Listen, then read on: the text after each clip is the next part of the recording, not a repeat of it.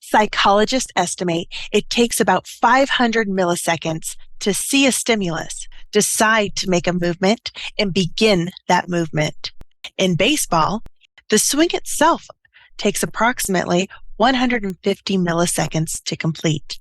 Yet a 90-mile-per-hour pitch only travels for approximately 400 milliseconds from the moment it leaves the pitcher's hand until it hits the catcher's glove. This explains why it is impossible to hit a fastball over 90 miles an hour, and no one has ever done it. No, major league batters hit fastballs every day. So how is it not completely impossible to hit a fastball? The answer is anticipation and preparation.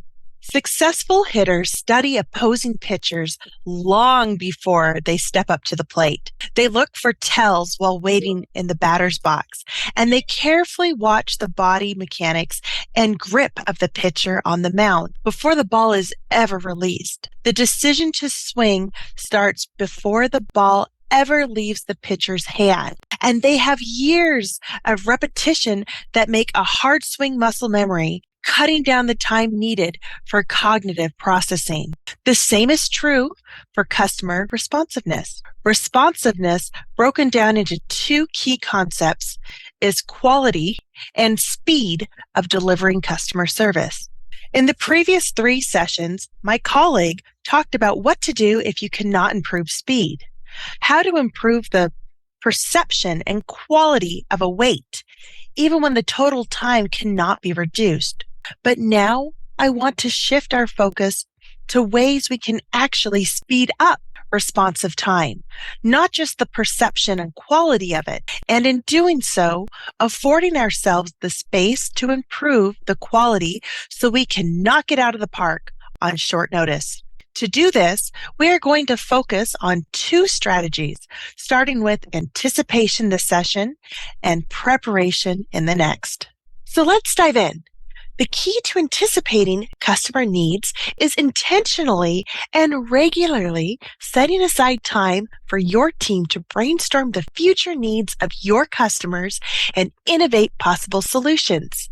To be successful, these sessions require the following: frequency, preparation, space for innovation, and an implementation plan, including measurements for any resulting initiatives. As far as frequency, I would suggest no less than annually, but more frequently where possible. They also should involve preparation in advance of the planning sessions. Team members should dive into research on past behavior, market forecasts, industry-specific information services providers like S&P, media reports, and whatever other tools are available for your specific industry. The strength of the research and preparation prior to these sessions will directly impact the quality of the outcome. Further, as we have heard in previous sessions, innovation isn't always efficient, especially at the onset. In addition to providing the time and resources necessary for innovation, companies who want to innovate must also provide space for the error part of trial and error. Finally, the success of any initiative resulting from such planning sessions is largely dependent on the strength of the battle plan created for implementing and tracking progress on any new initiatives. At a minimum, the plan should track key milestones, anticipated timeline, and measure the outcome of any changes put in place. Let's take an example. Earth Elements Shipping specializes in the transportation of metals and minerals.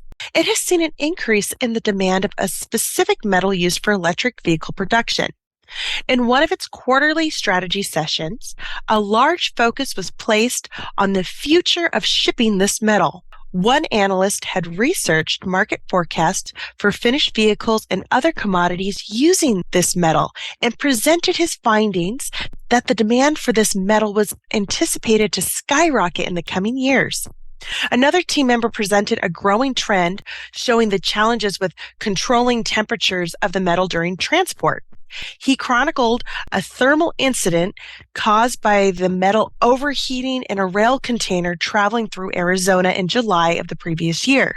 From this planning session, the idea came to create a special insulation method for packaging the metals as well as temperature tracking inside the container. It took months of research and development, but an insulation method was successfully created and implemented, as well as specific temperature standards for optimal shipping outcomes. Several months later, their largest customer added temperature-related shipping restrictions to its global supplier terms and conditions in an effort to reduce loss during shipping, including from thermal events.